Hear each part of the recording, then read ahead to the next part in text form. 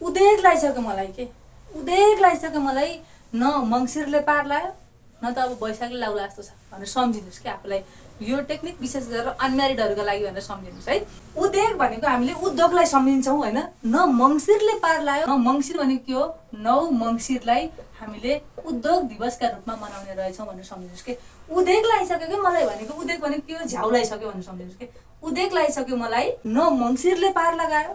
अब वैशाख त के आशा गर्नु र होइन भनेर सम्झिनुहोस् उदेक लागिसक्यो मलाई न मङ्सिरले पार लाग्यो अब वैशाखले त के पार लाग्यो भने चाहिँ 9 मङ्सिरका दिनमा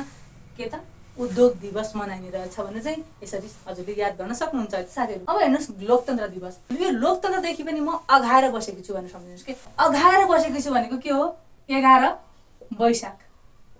11 वैशाखमा लोकतन्त्र दिवस मनाइने रहेछ भने चाहिँ याद गर्नुहोस् अघाएर बसेकी छु भनेर सम्झिनुहोस् कि यसलाई अघाएर बसेकी छु भनेको के भयो अघाएर भनेको 11 भएको बसेकी छु भनेको चाहिँ वैशाखलाई सम्झिनुहोस् है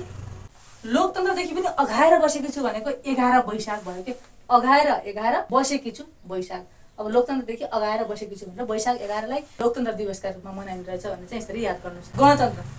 अब गणतन्त्रले जे पनि दिन्छ जनताका माग पूरा गर्छ भने के दियो भनेर सम्झिन्छु गणतन्त्रले जे पनि दिन्छ भनेर भनेको थियो नि त हैन के दियो भनेर सम्झिन्छु गणतन्त्रले जे पनि दिन्छ भनेको के भयो जेठ 15 भयो के है जेठ 15 जे पनि दिन्छु भन्थ्यो खै त जनतालाई के दियो देश त खस्किदो अवस्थामा छ के दियो जनतालाई भनेर सम्झिनुहोस् है लोकतन्त्रदेखि अगाएर बसियो गणतन्त्र आयो हैन गणतन्त्रले जे पनि दिन्छु भन्थ्यो तर खै के दियो भने चाहिँ जेठ 15 लाई जे पनि भनेर चाहिँ गणतन्त्र दिवसलाई जेठ 15 का रूपमा मनाइदो रहेछ भने चाहिँ यसरी याद गर्न सक्नुहुन्छ साथीहरु है आजको भिडियो पनि YouTube मा राखिसकेकी छु टिकटक प्रोफाइलको मुनि YouTube को लिंक रहेको छ त्यहाँबाट गएर हेर्न सक्नुहुनेछ साथीहरु भिडियो कस्तो लाग्छ हजुरको प्रतिक्रिया कमेन्ट मार्फत दिन नबिर्सनु होला।